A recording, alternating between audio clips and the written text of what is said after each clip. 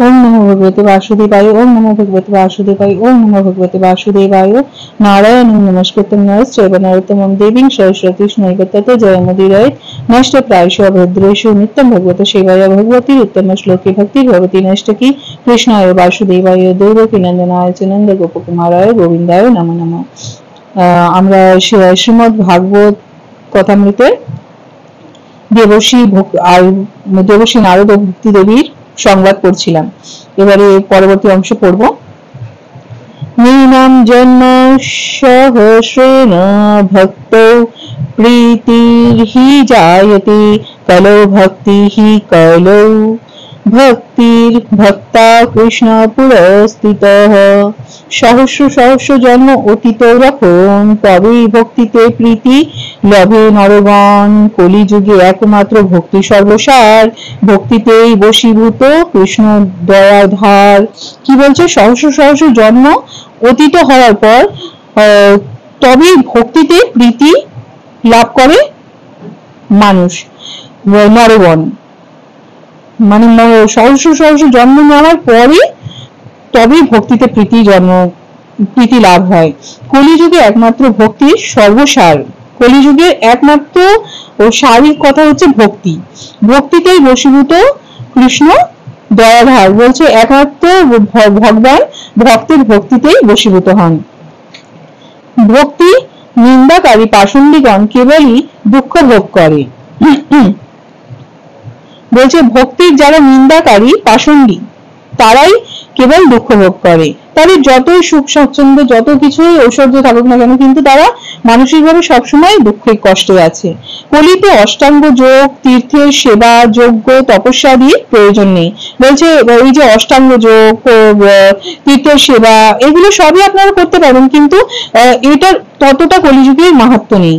একমাত্র ভক্তিতেই মুক্তি লাভ হয় বলেই দিচ্ছে। দেবর্ষি পাদ নারদের মুখে নিজের মহিমা শুনিয়া ভক্তিদেবী মহানন্দ লাভ করিয়া তাহার প্রতি বলিলেন। হে বলে ভক্তি দেবী যখন দেবর্ষি নারদের কাছে এত কিছু নিজের সম্পর্কে শুনছেন, তখন সকলেই তো প্রশংসা শুনতে খুবই খুশি। কারণ হচ্ছে সচ্চিৎ আনন্দময় আমাদের প্রভু, আমাদের শ্রীকৃষ্ণ হচ্ছেন সবসময় মানে প্রসন্ন থাকেন, আর তার প্রশংসা করলে তিনি খুব আনন্দিত হন। তো আমরা এই জন্য ভগবানের এত স্তুতি মহান মহান তার ভক্তরা কীর্তন করেছেন। আর ভগবান যেহেতু সবসময় মানে তার প্রশংসাতে প্রসন্ন হন, তো তাদের ক্ষুদ্র অংশ হিসাবে আমরা জীব, আমরা অমনি কেউ প্রশংসা করলে খুব খুশি হই। তো এখানে আপনি বলছেন দেবর্ষি নারদের মুখে যখন ভক্তি দেবী নিজের এত প্রশংসা শুনলেন, তখন তিনি মহানন্দ লাভ করে দেবর্ষি নারদকে বলছেন, হে দেবর্ষি, আমাতে আপনার অবিচলা প্রীতি। বলছে আমার প্রতি, ভক্তির প্রতি তোমার অবিচল প্রীতি মানে ভালোবাসা। আপনি মহান কৃপাবান। মানে দেবর্ষি নারদ সত্যি মহান কৃপাবান। তিনি মানে ধ্রুব মহারাজকে দীক্ষা দান করে তাকে ধ্রুবলোকের মতো স্থান অর্জন করতে সহায়তা করেছেন। তিনি প্রহ্লাদ মহারাজকে যখন তিনি গর্ভে ছিলেন তখন শিক্ষাদান করেছিলেন। তো তিনি খুবই কৃপাবান, বৈষ্ণব মাত্রই কৃপাবান। আর নারদ মুনি তো দেবর্ষি নারদ মুনি সকলকেই এইভাবে কৃপা প্রদান করতেন। মানে দেখবেন গুরু বৈষ্ণবরা যদি কখনো কিছু অভিশাপও দিয়ে দেয়, সেটাও হচ্ছে পরম মঙ্গলের জন্য, পরবর্তী সময়ে আমরা জানতে পারি। ক্ষণকালের মধ্যে আমার দুঃখের অবসান হইল, কিন্তু আমার এই দুই পুত্র অচেতন রইয়াছে। এবার বলছে আপনি বলছেন তো ক্ষণকালের জন্য, কিছুক্ষণের জন্য আমার যে মনের মধ্যে এত কষ্ট দুঃখ ছিল যে আমার পুত্র দুটো জরাগ্রস্ত হয়ে গেছে, সেই কষ্ট থেকে আমার সেই দুঃখের অবসান ঘটেছে কিছুক্ষণের জন্য, কিন্তু আমার এই দুই পুত্র তো অচেতন অজ্ঞান হয়ে পড়ে রয়েছে। কেমন করিয়া চেতন লাভ করিবে আমাকে বলুন, কি করে এরা চেতনা লাভ করবে, আমাকে কৃপা করে দেবর্ষি নারদ বলুন। তখন নারদ কৃপা পরবশে জ্ঞান বৈরাগ্যকে হস্ত দ্বারা স্পর্শ করিয়া তাদের কর্ণমূলে উচ্চৈঃস্বরে জাগ্রত হইতে বলিলেন। এবার নারদ মুনি তখন কৃপা বসে কি করলেন, জ্ঞান আর বৈরাগ্য ভক্তিদেবের দুই সন্তানের হস্ত দ্বারা স্পর্শ করে তাদের কানের মধ্যে উচ্চৈঃস্বরে জাগ্রত হইতে বললেন, জাগতে বললেন। তথাপিও তাহারা চেতনা লাভ না করায় ঋষিবর চিন্তিত হইলেন। এবার তারপরেও যখন নারদ মুনির স্পর্শে এবং উচ্চস্বরে বলার পরেও যখন দেখছেন যে জ্ঞান ও বৈরাগ্য চেতনা লাভ করছে না, তখন ঋষিবর খুব চিন্তায় পড়ে গেলেন। তখন বারবার গীতা গ্রন্থ পাঠ করিবার ফলে তাহারা আলস্য ধরে জিহ্বন করিয়া উঠিয়া বলিলেন। বারবার তার সামনে কি করছেন, দেবর্ষি নারদ গীতা গ্রন্থ পাঠ করছেন, তখন কি করছে, আলস্য ধরে তারা উঠছেন, উঠে বসলেন, কিন্তু চোখ মেলিয়া তাকাইলেন না। উঠে বসলেন জ্ঞান বৈরাগ্য, কিন্তু চোখ খুলে তাকাচ্ছে না। অঙ্গ সকল কাঠের মতো শুষ্ক, তাদের অঙ্গ প্রত্যঙ্গ হয়ে গেছে কাঠের মতো একদম শুকনো হয়ে গেছে। কিছুক্ষণ পরে ক্ষুধা তৃষ্ণায় ব্যাকুল হইয়া আবার শুইয়া পড়লেন। এরপরে আবার কি হয়েছে, আবার খিদে পেয়ে গেছে, তাদের তৃষ্ণা খুব জল তেষ্টা পেয়ে গেছে, এমনি ব্যাকুল হয়ে জ্ঞান ও বৈরাগ্য আবার শুয়ে পড়লেন। তাহাদের এই অবস্থা দেখিয়া ঋষিবর চিন্তিত হইলেন, খুব চিন্তা পড়ে গেলেন দেবর্ষি নারদ যে কি হলো এদের। ভক্তি ভরে গোবিন্দকে স্মরণ করলেন। তখন ভগবানকে, একমাত্র ভগবানের শরণাগতি ছাড়া কোনো উপায় নেই, তখন দেবর্ষি নারদ গোবিন্দকে এক মনে স্মরণ করলেন।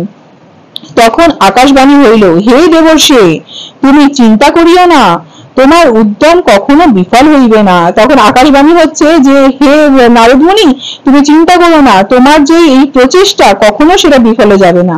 সাধুগণের কাছে সৎকর্মের উপদেশ গ্রহণ করিয়া সেই মতো অনুষ্ঠান করো, তাতে জ্ঞান বৈরাগ্যের নিদ্রা দূর হইবে। বলছে সাধুগণদের কাছে গিয়ে সৎকর্মের যারা এই সাধুরা যে সৎকর্মের যে উপদেশ দেবে সেটা গ্রহণ করো, আর সেই মতো সেটা অনুষ্ঠান করো, তাতে জ্ঞান বৈরাগ্যের নিদ্রা দূর হয়ে যাবে। সেই সঙ্গে ভক্তি দেবীরও বিস্তার হইবে প্রচুর। এইভাবেই জ্ঞান বৈরাগ্যের যখন নিদ্রা দূর হবে তখন ভক্তি দেবী অনেক বিস্তার লাভ করবেন এই যুগে। এমন আকাশবাণী শুনিয়া দেবর্ষি পাদ হইলেন চিন্তিত, সৎকর্ম কেমন, এবারে সাধুর দর্শন পাইবেন কোথায়। এবারে যখন আকাশবাণী শুনলেন তখন দেবর্ষি নারদ খুব চিন্তা করতে লাগলেন যে সৎকর্মটা কি রকমের, আর সাধুদের দর্শন কোথায় পাবেন। তখন তিনি জ্ঞান বৈরাগ্যকে যমুনার তীরে রাখিয়া তীর্থ পর্যটনে বাহির হইয়া বদ্রিকাশ্রমে গমন করিয়া তপস্যা করিতে মনস্থির করিলেন। এবারে তিনি চিন্তা করছেন যে আমি সাধু কোথায় পাবো, সেই ভাবতে ভাবতে তিনি জ্ঞান বৈরাগ্যকে যমুনার তীরে বসিয়ে রাখলেন, রেখে আর তিনি তীর্থ পর্যটন করতে বেরোলেন। আর করে বদ্রিকাশ্রমে কি করলেন, তপস্যা করবেন এটা মনস্থির করলেন। এমন সময় সেখানে ব্রহ্মার মানসপুত্র চতুষ্টয় সনক, সনন্দ, সনাতন ও সনত কুমার সেখানে উপস্থিত হইলেন। সেই যখন এবারে নারদ মুনি তপস্যা করবেন মনস্থির করেছেন বদ্রিকাশ্রমে, বদ্রিকাশ্রমে, তখন ব্রহ্মার মানসপুত্র চতুষ্ষণ সনক, সনন্দ, সনাতন ও সনত কুমার সেখানে উপস্থিত হলেন। পরম আনন্দে তাহাদের প্রশংসা করিয়া নারদ জ্ঞান বৈরাগ্যের চেতন লাভের উপায় জানতে চাহিলেন। এবারে নারদ মুনি তাদের অনেক প্রশংসা করলেন সনক, সনন্দ, সনাতন ও সনত কুমারের। তারপরে তিনি জ্ঞান আর বৈরাগ্যের চেতনা কিভাবে লাভ করা যায় সেটা তিনি তাদের কাছে জানতে চাইলেন। সেই কুমারগণ বলিলেন, হে নারদ, তোমার দ্বারাই জগতের ভক্তি প্রকাশ হইবে। তখন ওই চতুষ্কুমারগণ বললেন যে তোমার দ্বারাই নারদ মুনি, তোমার দ্বারাই ভক্তির প্রকাশ ঘটবে এই জগতে, অবশ্যই তোমার অভিলাষ পূর্ণ হবে, একদম তোমার অভিলাষ যেটা আছে সেটা পূর্ণ হবেই হবে। চান্দ্রায়ণ আদি তপযজ্ঞ, অগ্নিহোত্রাদি দ্রব্যযজ্ঞ, সমাধি প্রভৃতি যাগযজ্ঞ, স্বাধ্যায় প্রভৃতি জ্ঞান যজ্ঞ বহুত রহিয়াছে, কিন্তু এই সকলের দ্বারা কেবল স্বর্গাদি লাভ হয়, তাহার মাধ্যমে জ্ঞান যোগ্য সৎকর্ম। বলছে এই যে বিভিন্ন যজ্ঞের কথা বলছে, এইগুলোর দ্বারা কি হয়, স্বর্গাদি লাভ হয়, স্বর্গলোকে তুমি যেতে পারবে। আর এইগুলোর মধ্যে হচ্ছে জ্ঞান যোগ্য যেটা, সেটা হচ্ছে সৎকর্ম। এখানে অব্দি থাক, কালকে আমরা পরবর্তী পড়বো। জয় শ্রীকৃষ্ণ, রাধে রাধে। আমার দ্বারা কিছু ভুল ত্রুটি হলে আমাকে ক্ষমা করবেন।